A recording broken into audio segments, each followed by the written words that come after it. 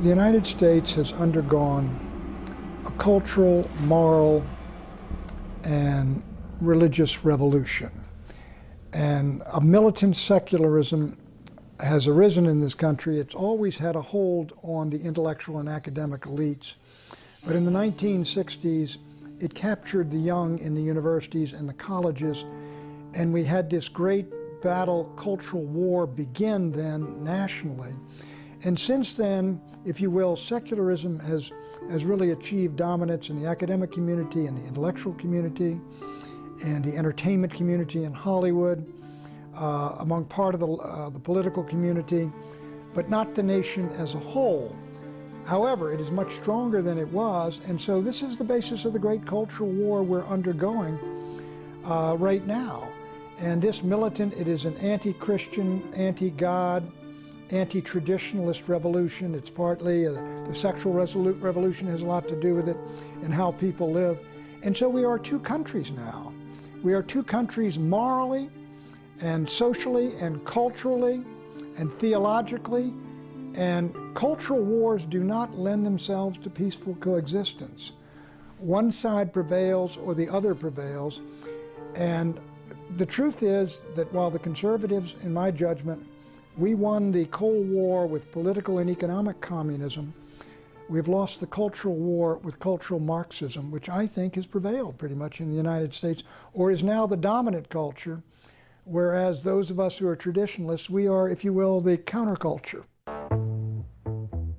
What exactly is cultural Marxism, the dominant culture of today?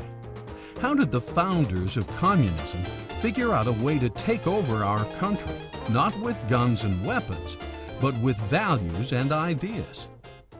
Let's take a closer look at this and see exactly how it happened. There was a man named Karl Marx. Marx got an idea.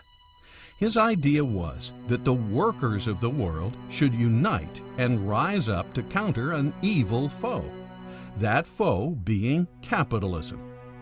Capitalism, the idea that people and private companies should be able to own the means of production and be free to earn and have as much as they wished, was anathema to Marx. Marx felt the state should own the means of production, as well as products produced, and then the state should distribute a fair share of all such products to each and every worker. Thus, in his book, The Communist Manifesto, Karl Marx thundered, "Workers of the world, unite!" Sure that he had a principle to unify all workers in every country, Marx looked forward to eventually taking over the world. Karl Marx believed that you would have a rebellion by the workers against the capitalist system, which would then create a Marxist communist society where you would have dictatorship of the proletariat. Unfortunately, when World War I broke out, the workers of the world did not unite. In fact, the workers united with their respective countries and fought each other. What happened was the Marxists had an enormous disillusionment when the French and the Germans and the British workers all rose up for the fatherland and went to war happily, fighting one another. Marx's idea was a total failure. Workers were more loyal to their respective countries, churches, and cultural values than they were to their counterparts in other countries. They did not want to give up their houses, their cars, their stoves, their products. They did not want to have a classless society. They did not vote, and they didn't even have an overthrow. Some years after Marx failed, several of his disciples got a new idea on how to take over the world. One of his disciples, Antonio Gramsci, while where else but in prison, wrote up a series of plans, now known as the Prison Notebooks. In this plan, Gramsci announced, "The workers of the world will unite only after The Long March is over. The Long March? In other words, they had to get into the culture and change the way of people's thinking. And if people were thinking about patriotism and nation and God and country, that was a mechanism which was too resistant to Marxism. It could never take hold. So you had to erode and destroy that in the individuals. That began what's called the Long March through the institutions, through the seminaries, through the churches, through the media, through Hollywood, and all the rest of it, to create an anti-Christian culture which would destroy the Christian beliefs and convictions in the vast majority of the people, so they would embrace the ideas of Marxism, and they would embrace the ideas that they had rejected, and they would be open to a takeover, basically, by Marxists. Now, not political Marxists, but cultural Marxists. Rather than workers uniting and marching into battle, thus seizing power through force, they would make a long march through the institutions. Institutions like the arts, cinema, theater, literature, schools, college, seminaries, newspapers, magazines, and what is now known as radio, TV, and the mass media. Once this march is over, all the barriers to the acceptance of Marxism will have been quietly and systematically removed. So to get to that point, they said we have to destroy the culture, and what they were talking about was the Christian culture, what we used to call Christendom or Western civilization.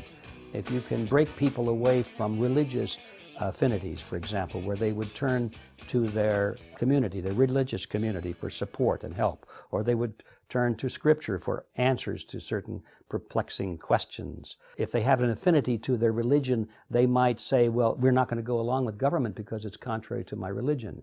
So cultural Marxism would attack religion of all kinds. It doesn't make any difference, because there was another place where people could go other than to the government for support and for answers. We, the people, will have thus been indoctrinated or brainwashed into seeing the wisdom of Marxism and the folly of capitalism.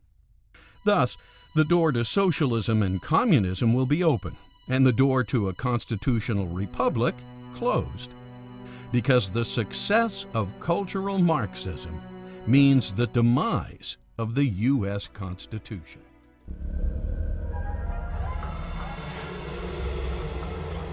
Let's back up a moment. How did cultural Marxism get into the United States? Some brief history. In 1923, members of the Marxist Communist Party set up an institute at Frankfurt University in Germany. This institute was named the Institute for Social Research. Later, it would become known as simply the Frankfurt School. These new Marxists, under the direction of Max Horkheimer, had seen the old Lenin Marxists fail. The workers of the world did not unite in World War I. Further, they realized why. Antonio Gramsci, the disciple who wrote the prison notebooks, had it right. Marxism could only flourish after a long march through the cultural institutions. Now the mantra would be, change Western culture, and then the workers will unite. After Marx, there were a group of Marxists who wisely decided that you could bring this collectivist society to a nation through culture as well, by introducing certain values and concepts that would break down the family, for example. If you could somehow break down the family unit so that it was no longer self-sustaining and no longer valued in a society, then that would leave individual members who formerly could turn to the family for support in times of need. They would now be cut loose. They would be without a place to go in times of need. So now they have to turn to the government. But just as the march through the institutions was about to begin, an anti-Marxist, anti-Semitic Adolf Hitler ascended to power, and World War II began. Since the leading lights of the Frankfurt School were Marxist, the school packed up its ideology and fled to America, settling down in New York City with the support of Columbia University. But what exactly is the march? And who was marching? I see the revolutionary destruction of society as the one and only solution. A worldwide overturning of values cannot take place without the annihilation of the old values and the creation of the new ones by the revolution. Lukács' gift to America later became known as cultural terrorism. Gifts such as radical sex education in public schools, covering such subjects as free love, outdatedness of monogamy, irrelevance of religion, and the archaic nature of the middle-class family. Women were called upon to rebel against the sexual mores of the day, such being the core values of Christianity and Western culture. His ideas later became the basis for the sexual revolution, embraced by a generation of drug-challenged baby boomers. When you hear people say, as I did on the campaigns, Pat, what happened to the country we grew up in? Physically, it's the same country, but they're right. We're in another country now.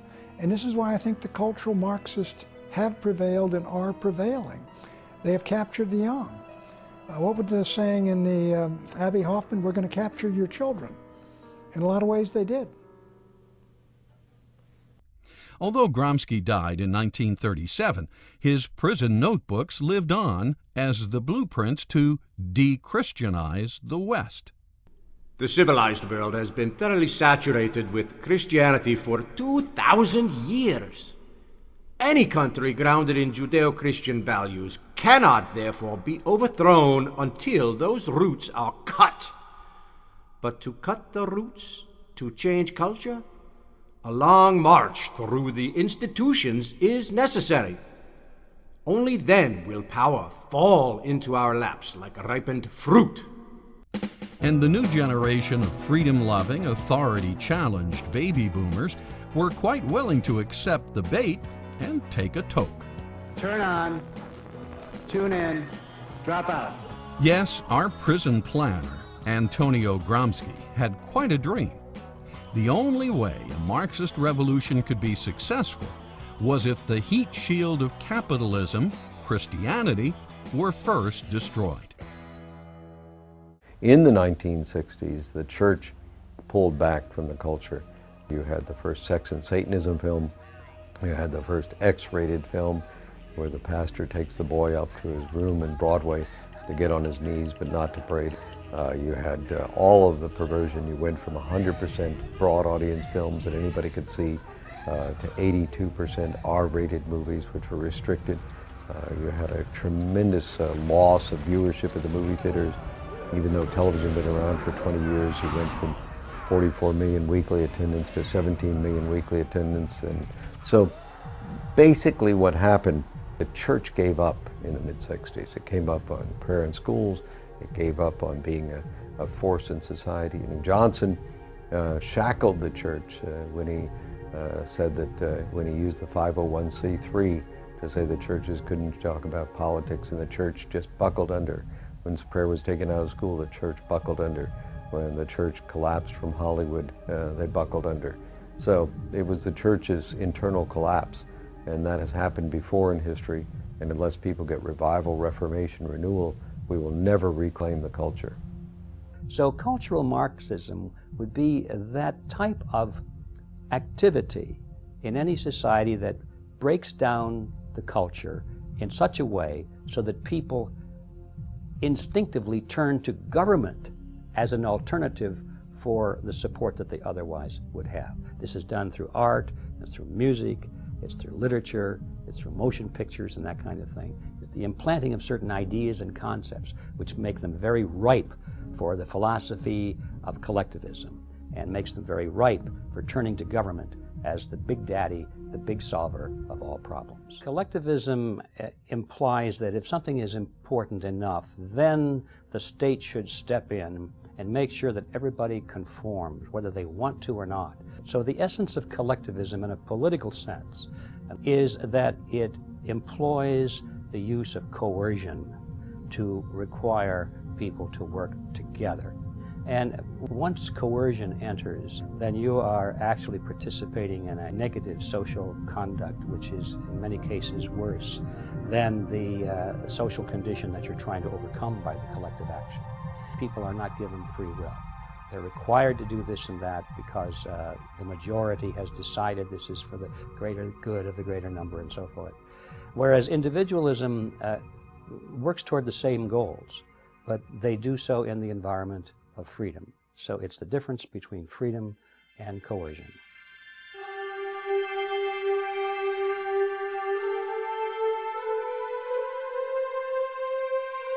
Not to be outdone by Karl Marx, a brilliant mind or two at the Frankfurt School soon came up with several of their own ideas, the foremost known as critical theory. The idea behind critical theory is to challenge all previously accepted standards in every aspect of life from a Marxist perspective. Standards such as Abe Lincoln was honest, home is where the heart is, democracy and capitalism are good, the founders believed in freedom. In doing this, every negative thing one could possibly say about America was dredged up, circulated in books, movies, TV, schools, colleges, and even the clergy, so that the youth would be endlessly indoctrinated. Things like white men killed the Indians, fathers were repressive, God is dead, the founders had slaves. But when the consciousness-challenged baby boomers repeatedly heard that the establishment, as they came to refer to it, was a bunch of racist, overly religious, sexually deprived sexists who were xenophobic Indian killers and anti-Semites, they internalized the criticisms. Soon their movies and songs began to reflect these values, spreading them throughout the nation's youth culture. Critical theory was doing its job, especially on people like Charles Manson and John Lennon. Even though the reality-challenged baby boomers of the 1960s were the most free, most affluent, and most privileged of any youth in any age, they were bored with their lives and swallowed the Frankfurt School's propaganda like a hit of California Sunshine. Books like The Death of the Family, Escape from Freedom, The Mass Psychology of Fascism, The Sexual Revolution, The Joy of Sex, and The Authoritarian Personality flew off the shelves. Books like Authoritarian Personality were particular hits because they attacked the patriarchal family unit, a deeply Christian institution. So along came movies depicting the family unit as sexually repressed and dysfunctional. Basic unit of a family is where a male as a sex joins with a female as a sex, and they're able to work together to help each other. And by being able to work together to help each other, they perfect each other, they love each other, they care for each other.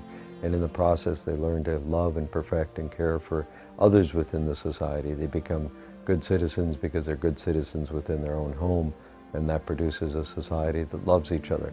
Marriage is a particularly Judeo-Christian institution. It was Jesus who instituted one man and one wife, forever shall become one flesh.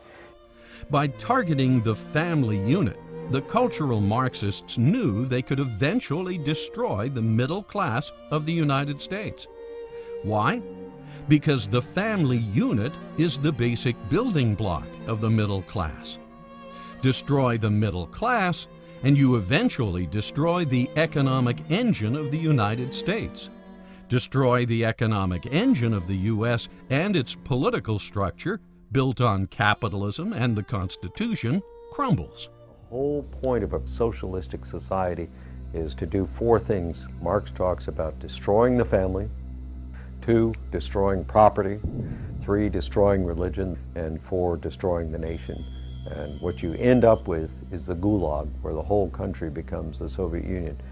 Yes, critical theory is diabolical genius. The cultural Marxist could accomplish what Marx, Lenin, Trotsky, and Stalin only dreamed of accomplishing. Whereas Lenin, Trotsky, and Stalin took Marx's ideas and delivered the brutal Soviet Union to the world, Gramsci, Lukács, and Marcuse took Marx's ideas and delivered user-friendly cultural Marxism to America. The Supreme Court has been converted into a fighting ally of secularism in the wars against traditionalism in the United States. The Supreme Court has perverted the Constitution. It has usurped power that belongs to the states and imposed secular views and values on the states and on the communities, making decisions that used to be made democratically at the local level. This time it seems Marx won. Today, post-Engel, politically correct baby boomers are so completely immersed in the Frankfurt School's cultural pessimism, they can't see the forest for the trees. They're fish in a bowl of muddy water. They're Neo in the Matrix. They swim in it. They absorb it through every pore of their beingness. Starting in the 1960s, cultural Marxism has woven its values into every American's very existence.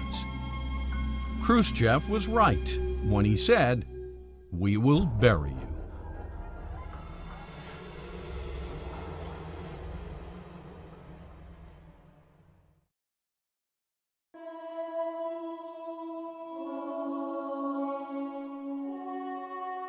To understand what socialism is, one must first understand what communism is. Communism is an economic system whereby the state owns the means of production. Means of production meaning capital. Capital meaning money, machinery, labor, land, and resources. Socialism is an economic system whereby the state owns the fruits of production. Fruits of production meaning revenues generated by the means. Revenues generated by the means is another way of saying taxes. Extreme of socialism was the Soviet system, communism. So there was no pricing structure, and it's a failed system. It can't work because prices are so important. So communism owns and confiscates the means and fruits of production, whereas socialism confiscates just the fruits of production in the form of excessive taxes. Socialist states in Europe, for instance, confiscate as much as 50% of the money citizens pay for retail products and services. This is the outrageous sales tax a socialist state demands. We interfere a lot, but we allow prices to adjust in the marketplace for the most part. But when it comes to interest rates, the Federal Reserve is always deciding the central plan through the control of money and interest rates, how much money we should have in circulation, and should we shrink the money supply, expand the money supply. And that's a form of socialism, but it's only half of socialism because it's controlling only half of the transaction, and that's money. But it's very dangerous and leads to an authoritarian approach because it eventually breaks down, and I think that's what we're witnessing today. Thus, a socialist state rapes the people mainly through excessive taxes. A fascist state rapes the people mainly through excessive debt. Both ultimately rape the people through taxes because debt causes inflation, a hidden tax. Debt causes inflation because the Federal Reserve System facilitates the conversion of government bonds, government IOUs, into Federal Reserve notes, what we use as a currency. Well, the Federal Reserve, in its very nature, is contrary to a free market. The Federal Reserve is not only regulating, but it's manipulating the marketplace against the will of the people who are conducting the marketplace. When this is done, the money supply is inflated. When the money supply is inflated, it becomes watered down or diluted. Just like stock, when a corporation authorizes and issues more stock, existing shareholders are diluted. When money is diluted, it has less purchasing power. When it has less purchasing power, prices rise because it takes more Federal Reserve notes to purchase a given product. When prices rise, it has the effect of a tax. Inflation is therefore a hidden tax. If the government can create new money that it doesn't have to tax for, and especially if it can put off the ultimate payment of this into the future through the use of long-term bonds that are the backing for the fiat currency, then we have a government that is essentially out of control to some degree. It can make decisions that are not immediately going to subject the people to pressure. Unfortunately, the constitutional republic envisioned by the founders is being undermined by cultural Marxism and destroying the republic envisioned by the founders.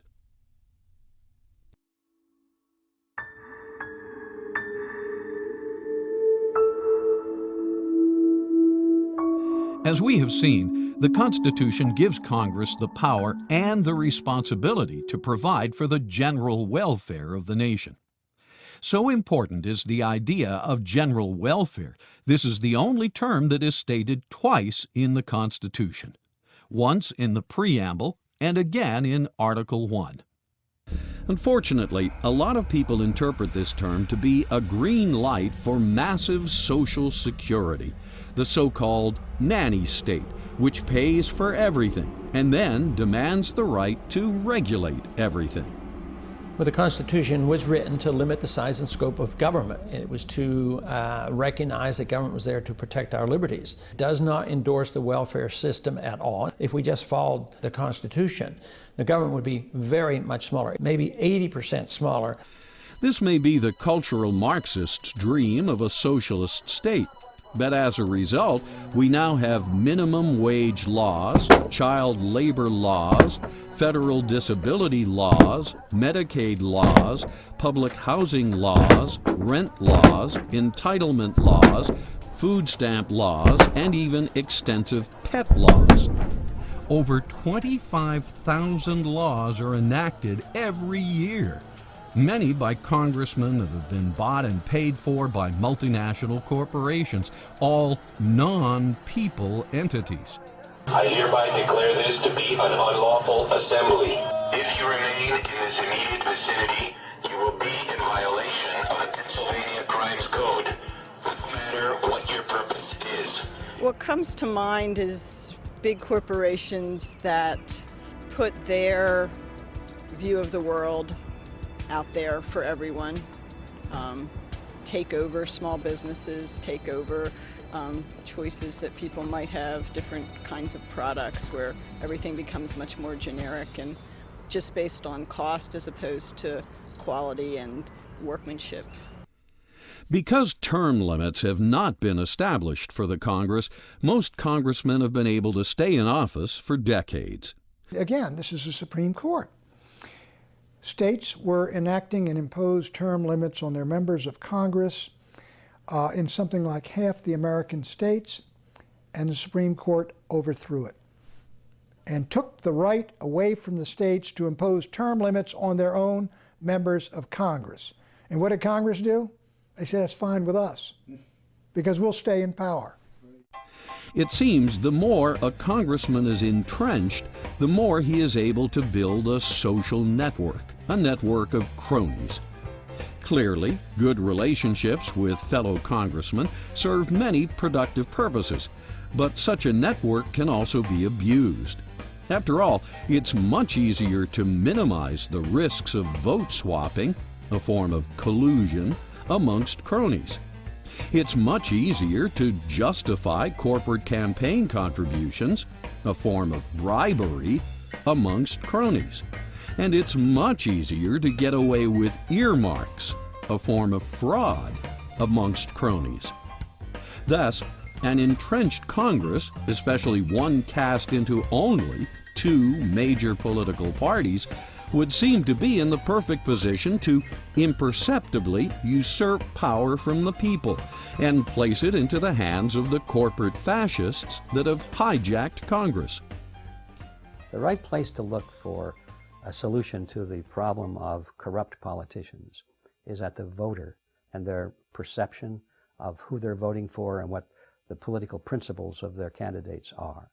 You can bet collusion, bribery, and fraud are not practices the founders envisioned for a more perfect union. So unless I have this view that I need to participate in this system as a self-governing citizen to maintain the integrity of the system will eventually be dominated from the top down by the people who can actually make something from gaming it, as the expression goes. So this is the Founding Fathers' point. It depends upon having a virtuous citizenry that is willing to shoulder the burdens of maintaining a self-governmental structure. Again, general welfare includes everyone, especially the vast majority of average citizens who fall within the middle of the social spectrum. In statistical terms, the average, or mean, is represented at the top, or crest, of what's known as a bell-shaped curve. It's the middle of the bell-shaped curve. So it's fair to say that the original intent of the Constitution is to define a government that serves the general population, the middle of the bell-shaped curve, now known as the middle class. Constitution. The proper function of government is not to provide, but to protect. Because if you're going to provide for some, you must have the authority and the power to take from others. And once you're in that business of taking from some and giving to others, now you're in the business of redividing the wealth. And that gives you tremendous power over the citizenry. And it always leads to abuse of power and eventually to totalitarian regimes. Many have commented that we now have a monstrous tax system, a system that taxes its citizens far more than citizens of the Boston Tea Party era. If 2 to 3% taxation justified a revolution in 1776, why doesn't 50% and growing justify a revolution? If a few little excise taxes on pieces of paper and tea justified open lawlessness from these rebels that we're all celebrating, why don't the myriad of incomprehensible, unavoidable, crushing taxes, state, local, and federal, why don't they justify a revolution today? Our government not only taxes us at every transaction, it's in our faces at every turn, endlessly regulating what we can and cannot do. All these regulating laws and their expensive enforcement programs are turning us into a police state.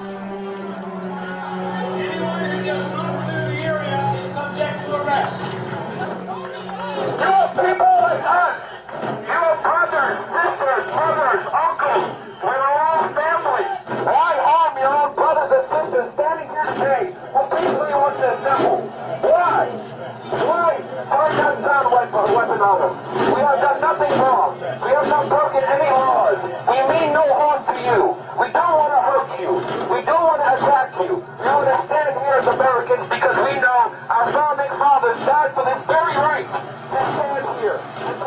We are the policemen of the world, so instead of a government now that occupies so many other countries and we have 700 bases overseas, that wouldn't happen if we had the proper size government. Over 50% of U.S. citizens now work for the government at either the federal, state, or local level. Understand the orders you are taking right now are unconstitutional. Yes. Understand right now what you guys are doing here today will play effect throughout history. The Germans listened to their orders. The Germans violated their civil rights, God-given rights in Nazi Germany in the 30s by simply...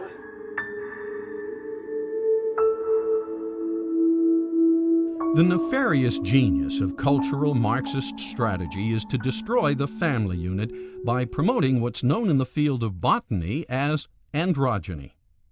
From the American College Dictionary, androgyny means, quote, having staminate and pistillate flowers in the same inflorescence, being both male and female, hermaphroditic, end quote.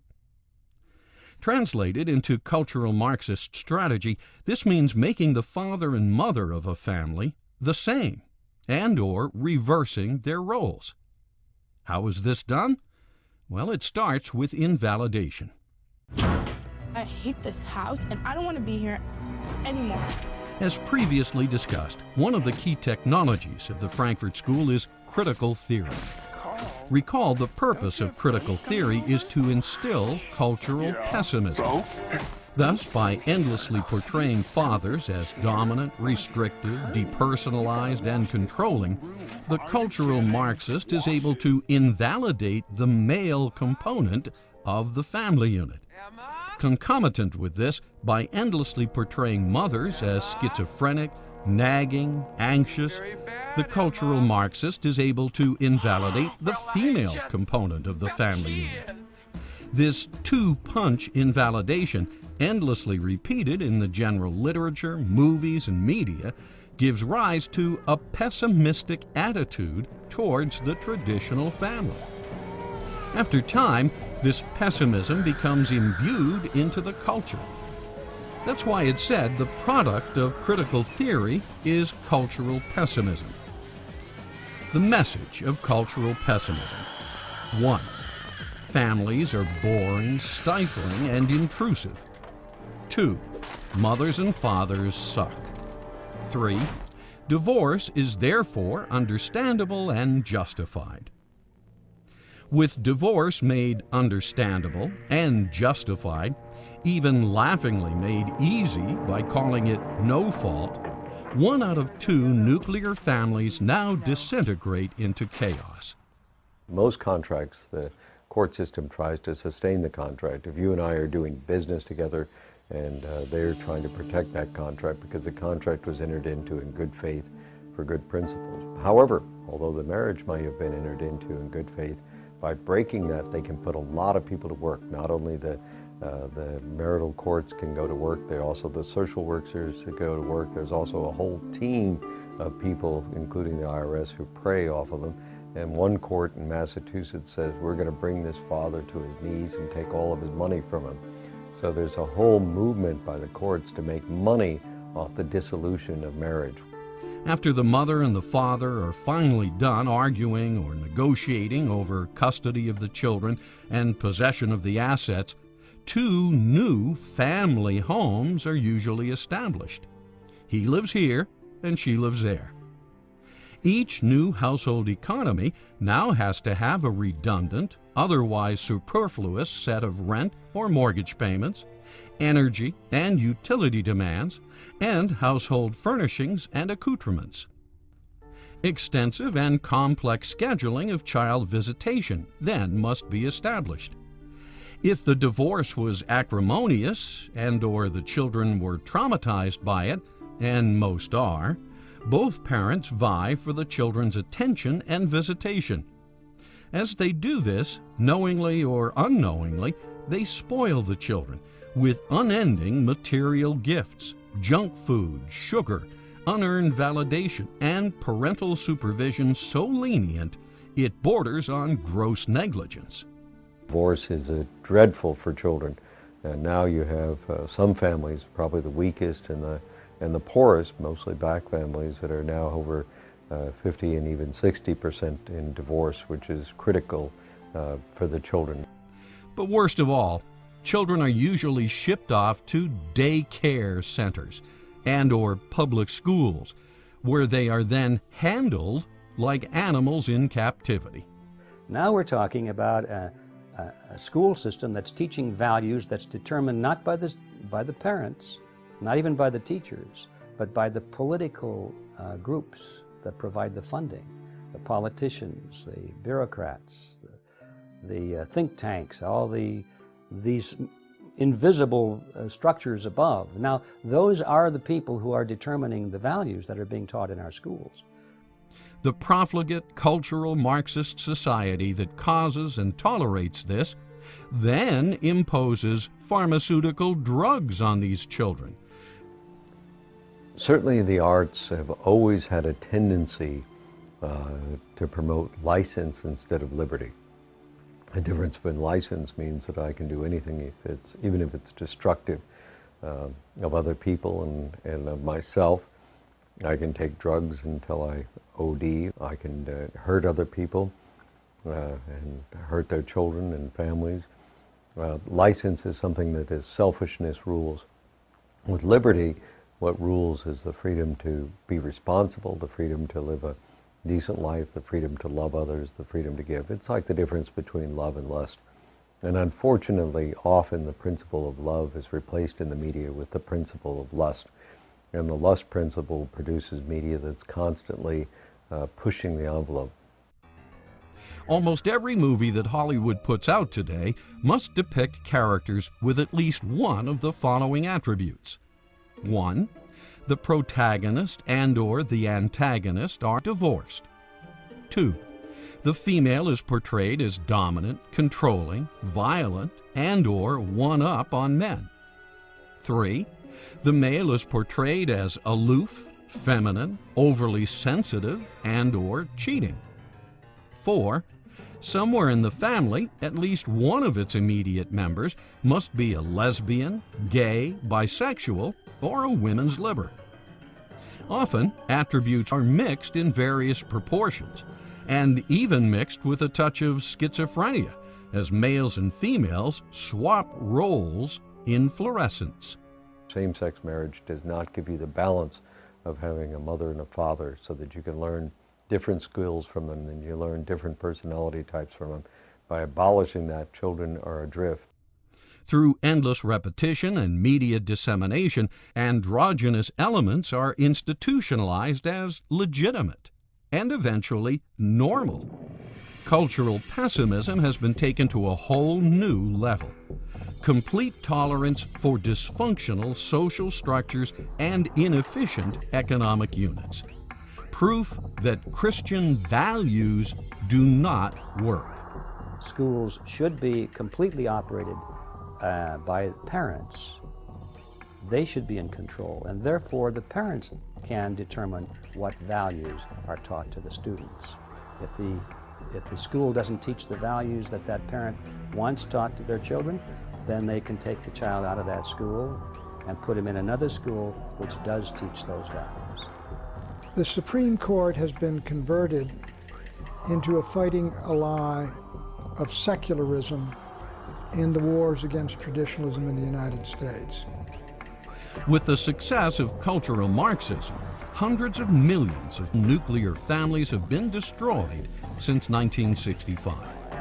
This has contributed to or caused the decline of the middle class.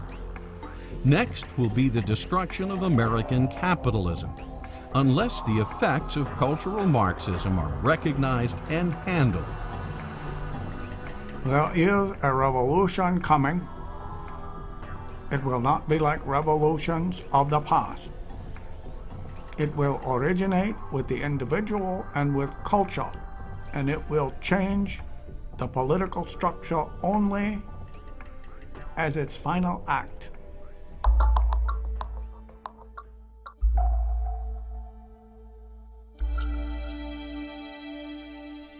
Before the Romans crashed and burned, they had gone down the same road, only they called their social security bread and circuses.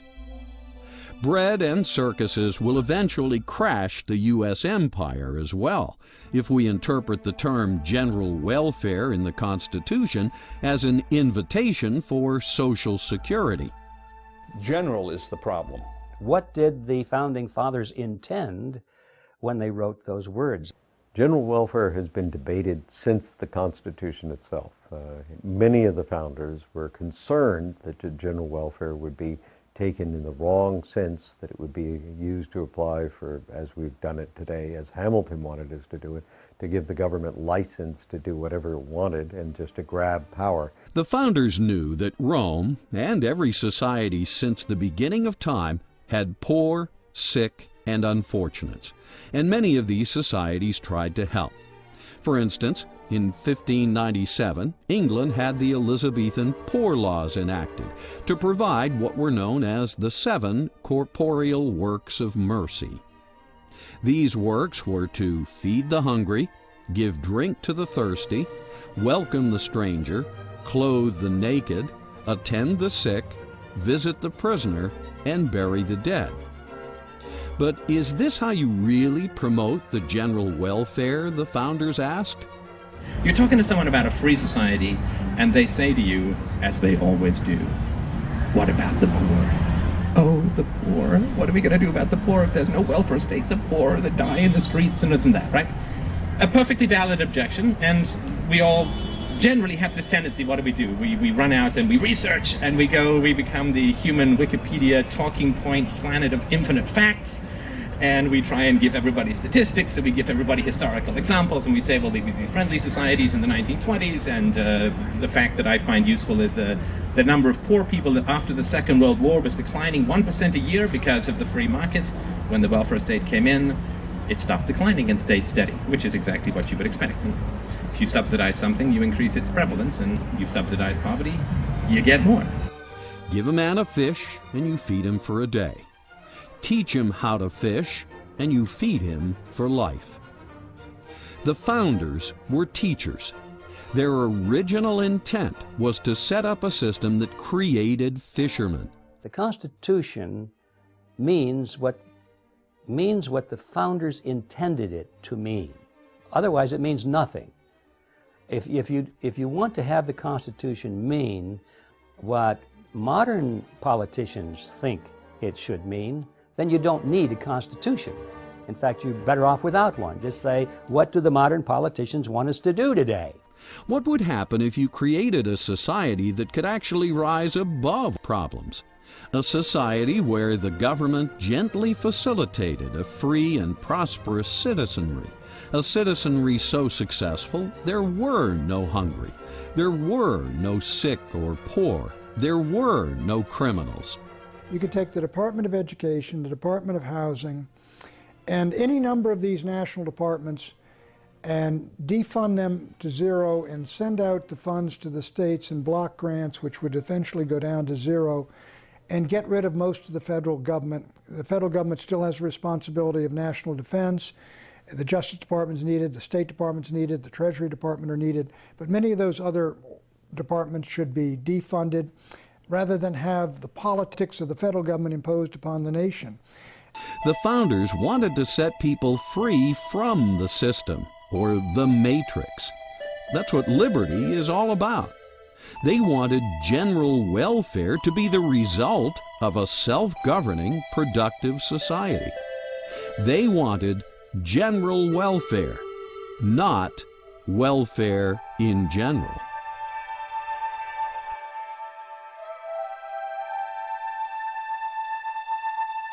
Today, the U.S. currency is backed by nothing but debt in the form of U.S. bonds. This is known as monetizing debt, the act of converting debt into money. Debt causes inflation because the Federal Reserve System facilitates the conversion of government bonds, government IOUs, into Federal Reserve notes, what we use as a currency. When this is done, the money supply is inflated. When the money supply is inflated, it becomes watered down or diluted. Just like stock, when a corporation authorizes and issues more stock, existing shareholders are diluted. When money is diluted, it has less purchasing power. When it has less purchasing power, prices rise because it takes more Federal Reserve notes to purchase a given product. When prices rise, it has the effect of a tax. Inflation is therefore a hidden tax. If you can delay the payment and hide the payment, that is, borrow money or print money, those who really pay the price are hard to find. They're usually the poor people in the middle class. So it's a very specific plan to have a central bank to destroy money. It's been done for thousands of years. They used to dilute the metals or clip the coins, or even in the old days they tried printing money. Today we do it with a computer. Thus, cultural Marxism uses debt, which generates the hidden tax of inflation, and endless taxes to fund its socialist operations and expansion. The framers of the Constitution were quite aware of the liabilities of bills of credit and fractional reserve banking. And this is why Article 1 states, "No state shall make anything but gold and silver a tender in the payment of debts," and, quote, "No state shall emit bills of credit." The Federal Reserve System should be abolished. It was not authorized in the Constitution, therefore we shouldn't have it. But I take a sort of a moderate approach to doing it because there's a lot of people who depend on the system today, and I wouldn't close it down in one day, but I would legalize competition, allow gold and silver to circulate as money, take taxes off gold and silver so you didn't have to pay sales taxes or capital gains taxes, and let the people transition over to gold and silver. Since 1976, we weren't even allowed to own gold. And then later on, we got the American Gold Eagle. So we're moving in that direction. But we need to go a little bit further to legalize contracts in gold. The real culprit is the ability of the Fed to monetize debt. Members of Congress spend money for war and welfare. They can't borrow enough and they can't tax enough, so they literally create treasury bills out of thin air, and then the Federal Reserve creates money out of thin air and buys the treasury bills, and that has to eventually destroy the value of the dollar. If we were to abolish the Federal Reserve System tomorrow and get the banks out of it completely, turn the entire function as it now operates over to the Treasury, nothing would change. The same people would still dominate the system from behind the scenes. So this question of ownership receives too much attention, because where that idea goes is that, well, if we can just find out who owns these banks, and if we don't like who they are, then we can support a move to abolish the Federal Reserve and turn that system over to the Treasury, exactly as it's now operating. So the focus should not be on who owns the banks, but on what the banks are doing. If the public better understood how fiat money can be abused by Congress, it would impeach almost every member and abolish the Federal Reserve Central Bank, as it has done twice in the nation's history.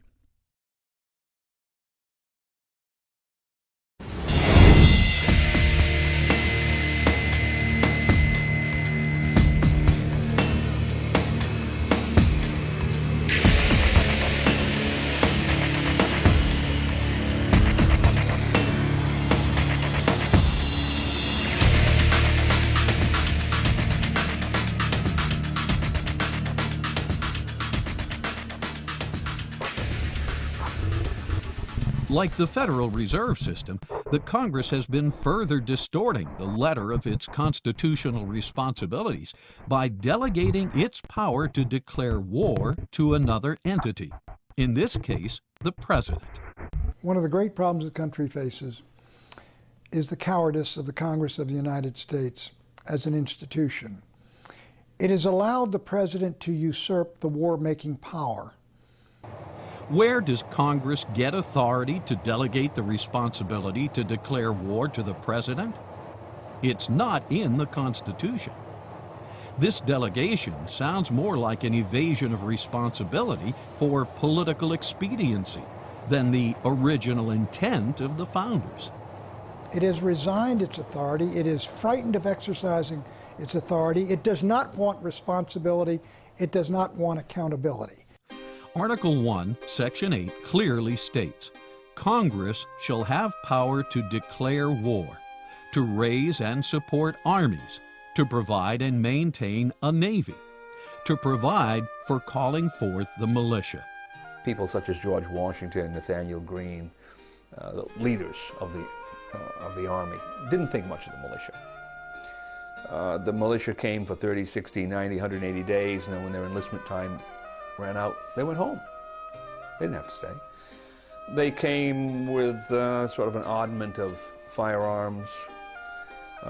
Typically they were firearms that didn't entirely fit the Army pattern. They had different calibers, logistics problems arose. The men were clearly not as well trained as the regular soldiers. They had a tendency to break when the British charged them with bayonets, for instance. So people like Washington, who was obviously very influential at the time, didn't have a particularly good word to say about the militia. So one would have thought when the Constitution was drafted, the Founding Fathers would have left the militia out. We don't need this. Hadn't proven to be that effective. Or they might have said, well, Congress or the states can set up a militia if they want to, but it's discretionary. Depends on circumstances. They did the exact opposite. They recognized the existence of what they called the militia of the several states at the time. It's constitutionally recognized. And then the Second Amendment comes along and says it's necessary to the security of a free state.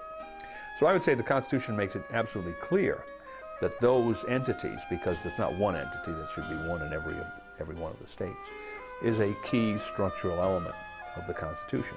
And why? Well, it's because ultimately, who's the militia? It's the people.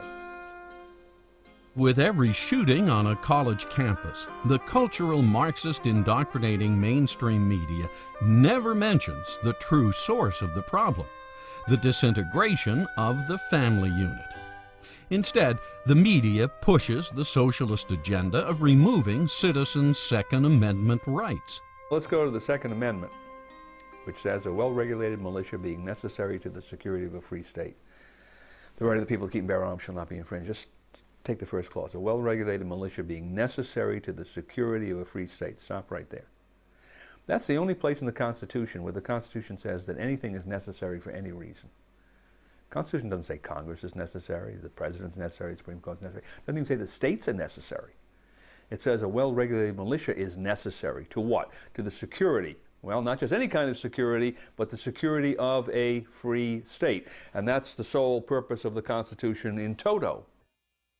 The way that the United States was set up originally was that the defense of the nation was to be primarily the responsibility of the states. They were to create militia drawn upon able-bodied American citizens within the state. They were to provide their weapons and their training and their leaders. They were to form into a national fighting force, and they would defend the borders of the United States against foreign enemies. But the primary foundation, the element of that, was the militia.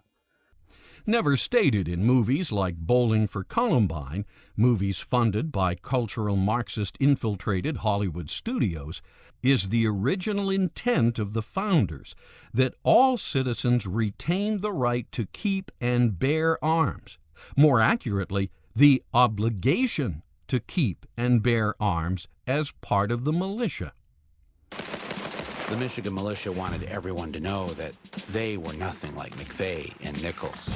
This is an American tradition. It's an American responsibility to be armed. I'm sure you guys are the kind of people that people would like to have as their neighbor. As the Constitution tells us, a well-regulated militia is necessary to the security of a free state. Now, some people may disagree with that, and my response is, well, that's a personal opinion. The law is otherwise. Right? The law tells us that this is the principle on which we're supposed to be operating. You don't like that, amend it. If it's there, enforce it. If you don't enforce it, there will be some consequence, because the Constitution is, how shall I put this? It's an integrated document in the sense that all of the parts were designed to function with all of the others simultaneously. And if you look at it, there are several pillars to it. There's, of course, the federal government, the Congress, President, and the Supreme Court. There are the states. There are the people as electors. And then there's this group of entities called the militia. And you read the Constitution through and you'll see they're essentially all on an equal plane. They all fit into this structure. Well, if an architect designs a building with 5 support columns, it's probably because he believes every one of those is necessary. You knock one of those out, or you allow it to decay, and you can pretty much expect that that building is not going to be stable over the long term. Certain kinds of shocks affect it, it's going to come down. Same thing with a governmental structure. Governmental structure was designed in such a way that the people were supposed to play an important role in maintaining political power of military force. Instead, the Frankfurt School's agenda of injecting cultural pessimism into society continues. Robberies, murder, fires, and now escalating school shootings all contribute to the cultural pessimism and the misguided justification of disarming the citizens. But if citizens ever allow cultural Marxists, such as the Michael Moores of the world, to ban ownership of guns, they will make a grave mistake. These guys that created the American Constitution, the American Republic, were looking into the future, and they were concerned about our own government becoming despotic. They could see that. They talked about the possibility of that. How do we prevent that from happening was a major issue of discussion. And they said one of the ways is to make sure that we don't give them a standing army, and the other way is to make sure that the local population was armed. Because if you've got every man, able-bodied man in the country, and women too, armed and knowing how to use a weapon and under training and with their local squad leaders and so forth, their own commanders, there's no government that's in the United States that's going to turn against them. So they were very wise. And today, people laugh at that concept, but now that we're losing our liberties, I think the laughter is dying down pretty rapidly. By order of the City of Pittsburgh Chief Police, I hereby declare this to be an unlawful assembly. I order all those assembled to immediately disperse. You must leave the immediate vicinity.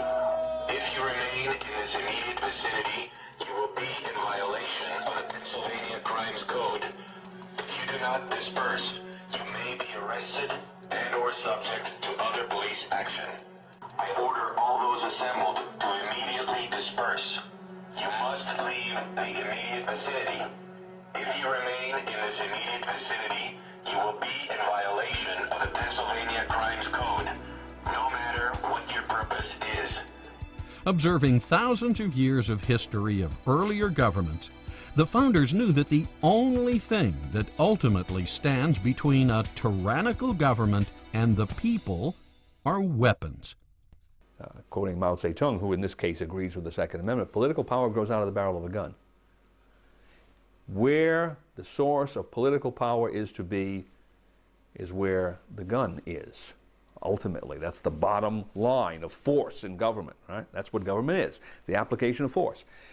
If the application of force is given to some elite group, they're in control. If the application of force is given to the people, they're in control. If you want a free state, a self-governing state where we the people do the ordaining and establishing, who has to control the ultimate body of force? It's the people themselves. And that's not a professional army. That's not a standing army. That's something the Founding Fathers were very much concerned about. They didn't want a standing army. They thought that a standing army was perhaps one of the most dangerous things you can imagine, because if Washington, D.C., they said if they were to have a standing army, you know what they're going to do with it? They're going to use it. They're going to use it for something. If you get a bunch of soldiers sitting around training, you're going to use them. And they didn't want that, except in a defensive mode. If people read the Constitution, that it's not in a time of war you have a standing army. When there's no war, you have to abolish a standing army within 18 months. You can have a navy, but no standing army. Also, never forget the instrument that literally authorized the U.S. Constitution and freed all Americans from oppressive European rule was the Declaration of Independence. This sister document states that whenever any form of government becomes destructive of certain ends, such as the right to life, liberty, and the pursuit of happiness, it is the duty of the people to alter or abolish it. Alter it means to vote out those who aren't following the Constitution. If such politicians, over time, or unbeknownst to the people, reconfigure the government in such a way as to usurp the rights of the people, then the only choice left is to abolish the government. The Second Amendment states that the people, as and through their militia, have the right to keep and bear arms, and this right shall not be infringed. As individuals have rights, and we grant the government privileges. Those privileges are listed in Article 1, Section 8 of the Constitution, and anytime we have a justifiable reason and the courage to do so, we can revoke those rights and take those privileges away from the government. This means that a well-regulated militia consisting of the people, not some distant bunch of federal professionals, has the right to keep and bear, meaning own and keep on their person, guns and arms, short for armaments.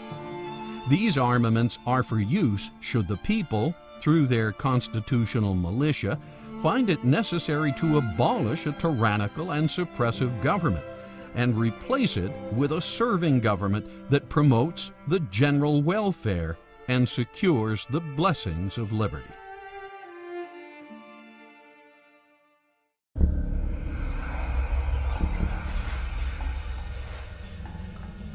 Unfortunately, negative influences have crept in. Not only has the cultural pessimism and the parade through the institutions attacked America's culture, but our banking system has been hit as well.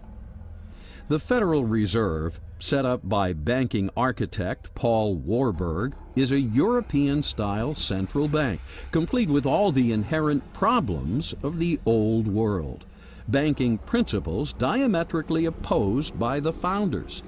Alien concepts, such as backing money by debt instead of gold, lending out more money than you have in the vault, printing up money so banks can stimulate the very economy they just crashed. All this so bankers can charge more for interest and snap up real estate assets with straw buyers in recession markets. Thanks to the Fed, Congress can bypass the public's representatives and wage war with money that has been literally created out of thin air. Are any of these American ways?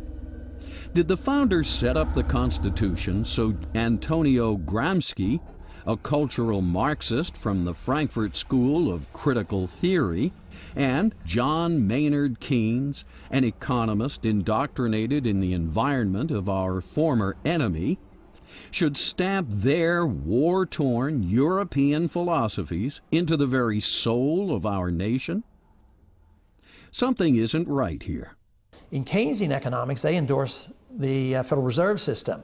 And to print money out of thin air is really fraud, because they're stealing from people, stealing the value from some people. So they're completely different. But Keynesianism is not socialism, but it leads to socialism. Socialism is where the government controls supply and demand and prices and the whole work. But Keynesianism allows the market to function to a degree with a lot of intervention, a lot of regulations, a lot of taxes, a lot of planning, and a lot of inflation. How can the original intent of the founders shine through when our entire economic system and cultural institutions have been perverted by ideologies of a world we worked so desperately to get away from? The New Deal, like the Great Society and like the universal peace proposals advanced by President Wilson, all of these presidential programs that have expanded the power of government have been the implementation of collectivism in America. Starting at about the time of Woodrow Wilson, the country at that point was pretty much an individualistic country. It was based on the principle of the individual being supreme and the government being the servant of the people. Starting with World War I, starting with Woodrow Wilson, on down through World War II, down through Vietnam War, now to the war on terrorism. All these wars are always used to frighten the American people into accepting the expansion of government, supposedly to protect us against an evil, terrible enemy.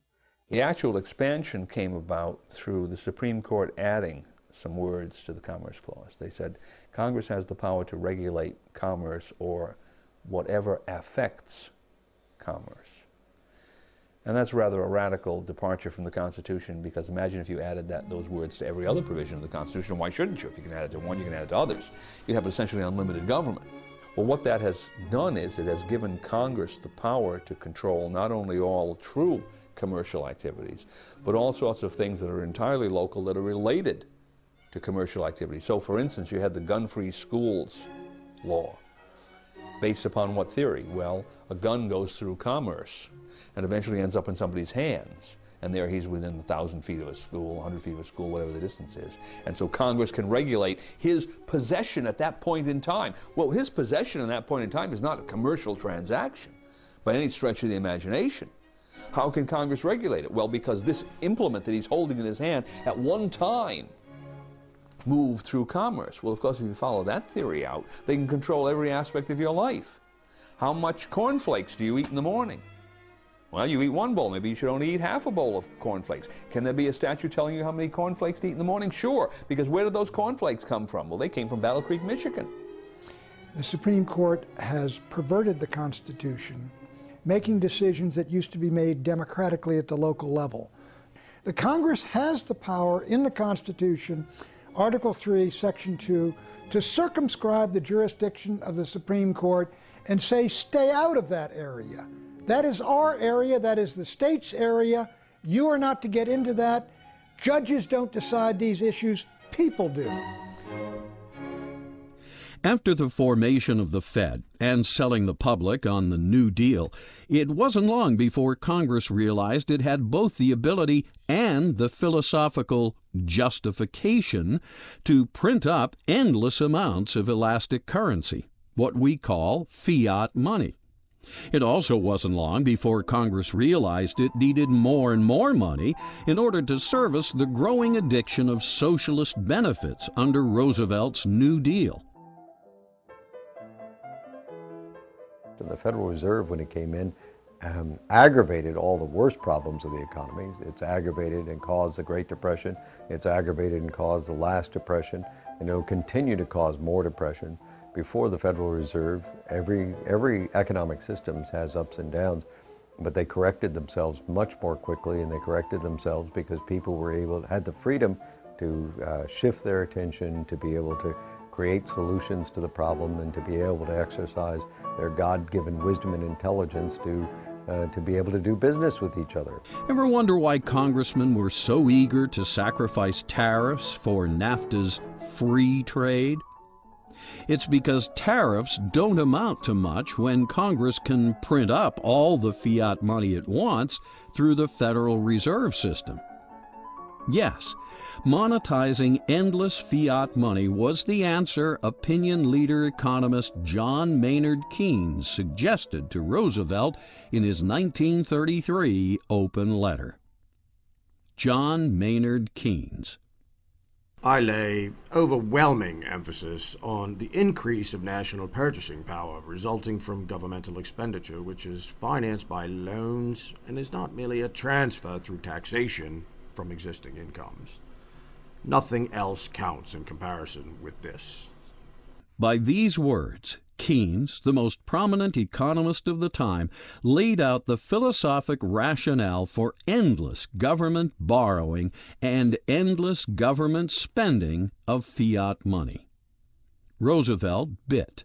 And now we're addicted. We're addicted to the programs, and even the banking system is addicted to ever increasing the money supply and artificially manipulating interest rates low.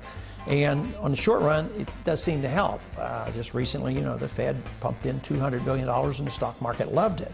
But in time, when everybody knows they created $200 billion of new money, the value of the dollar goes down, which has happened since then.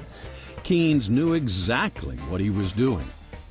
No two men did more to destroy the original intent of the founders and set the groundwork for the cultural Marxism and corporate fascism that was to later flourish as competing totalitarian ideologies, hell-bent on destroying a self-governing republic that sought to practice true free market capitalism. You can go back to a gold standard, say, of $1,000 an ounce. But what do you do if they keep spending and spending and borrowing and borrowing? People suddenly realize that these dollars aren't really worth that much gold, and they will demand the gold. Sounds to me, given the state of affairs we're in today, well over $10 trillion in debt, immersed in perpetual wars, getting more secular and socialist by the minute, fascist multinationals dominating Congress, that we have allowed serious corruption to seep into the American experiment. We may think we won our independence from Europe, defeated communism and Nazi fascism. But did we? We have traveled the road to totalitarianism almost to the very end. Austrian free market economics is really the answer, and that's the system that we should be following. And more or less, even though it was not known at the time our country was founded, it was more or less classical economics and classical liberalism that was very close to what the Austrians teach today. Tragic that wine-drinking, pot-smoking, angle-challenged baby boomers would so recklessly thwart the wisdom of the Founding Fathers by allowing their banking system and economy to be so influenced by European financial philosophies. Philosophies that over the past century have created a living hell of endless wars and empires, as we have seen. The intent of the founders was to establish a nation that was different from the ways of Europe. And they did. The United States is different. Not only that, contrary to the propaganda originated by critical theory, it's the greatest nation that has ever existed. America is not a universal nation or a multicultural nation, as CFR globalists writing in Foreign Affairs would have reality-challenged baby boomers believe. It's a distinct nation, distinct with its own language, laws, history, and cultural background.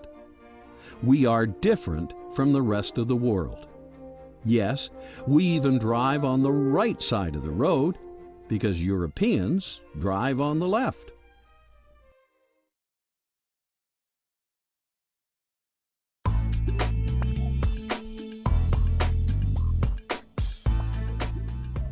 So how come the media seems oblivious to all this? The media that's looking out for the folks never discusses fiat currency, cultural Marxism, media consolidation, Keynesian economics, NAFTA, GATT, WTO, or multinational corporations in any sort of critical way? How come the mainstream media downplays people who protest against free trade, the World Trade Organization, or call for protective tariffs? We do a detailed economic study of the box office called our Report to the Entertainment Industry, where we get the studio heads to come. And the studio heads have been moving toward more movies with faith and values. Every one of the 6 major studios have started a division to do movies with faith and values. Where the most erosion of values and the greatest attack on values is occurring is the independent film market. Independent films, you tend to have a lot of anti-American films, a lot of anti-faith and values, a lot of anti-Christian films, and they do not do well at the box office. Within the television industry, you find more of an attack on faith and values, mainly because the television industry is not focused on the vote.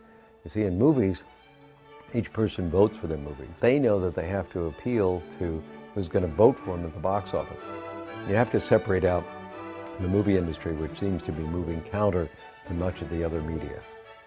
How come the mainstream media acts as an apologist for multinational corporations and fails to take a deep look at the endless expansion of government or its secret partnerships with members of the military-industrial banking complex? Instead, all we see is endless programs threatening the world with U.S. military might. Blonde, aggressive women with plastic breasts, and endless TV spots offering insomniacs pills to cure their cheese and dairy product challenged stomachs.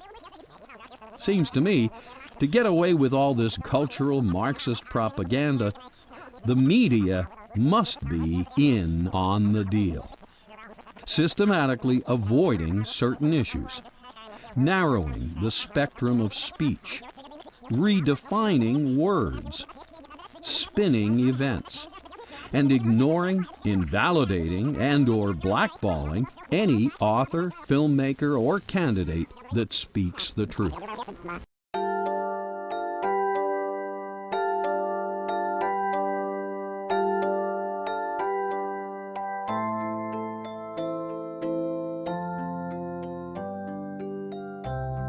Americans and reality-challenged baby boomers need to wake up and smell the Constitution. The famous quote from Franklin was that after he left the Constitutional Convention, he says, "We've given you a republic if you can keep it." And obviously we haven't done a very good job.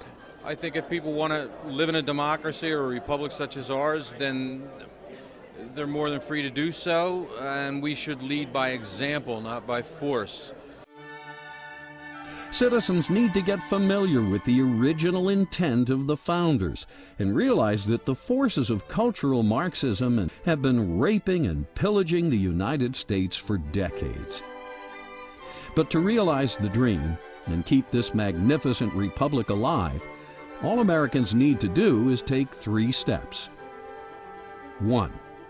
Disconnect from all sources of cultural Marxist propaganda, media, and lifestyles. 2. Don't patronize the largest Fed member banks and fascist multinational corporations. 3. Connect up with the original intent of the founders and get active applying the U.S. Constitution. Americans and history-challenged baby boomers should understand what it means to be a self-governing nation. They need to understand the Constitution from a philosophical point of view, not just a mechanical point of view. Why were certain things emphasized and others not? Why is a well-regulated militia necessary to the security of a free state? Why is the term general welfare the only term that appears twice? What principles lay behind the Constitution and why? If citizens better understood these things, they would be able to go about their lives with a greater appreciation of the rare opportunity they have been given to live in the American experiment. Instead of pessimism, they would have the realization that America has just begun, that the future will be even more incredible than anyone imagined. Take 3 steps and it will happen. Yes, the cultural Marxists in the media and the universities will scream and dramatize. Yes, there will be a percentage of religious fanatics that attack the United States or hate us because we flourish and prosper. And yes, there will always be secular robots and iconoclasts that hate traditional values and deny America was populated by Christians or influenced by biblical principles. But the founders somehow knew all this, for they had studied thousands of years of history and countless failed civilizations. From these lessons, they built the Constitution of the United States, and this document has succeeded as no other. The blueprint for the longest-standing republic in history is in your hands. Eventually, even the cultural Marxists, the corporate fascists, the Islamic terrorists, and our current special interest-dominated Congress will see the light and become part of the general welfare. In the meantime, don't give liberty-challenged members of society the power to enslave us all, just because a relative few have so little faith in the original intent of the founders and the United States Constitution. The Constitution of the United States represents no threat whatsoever to our form of government.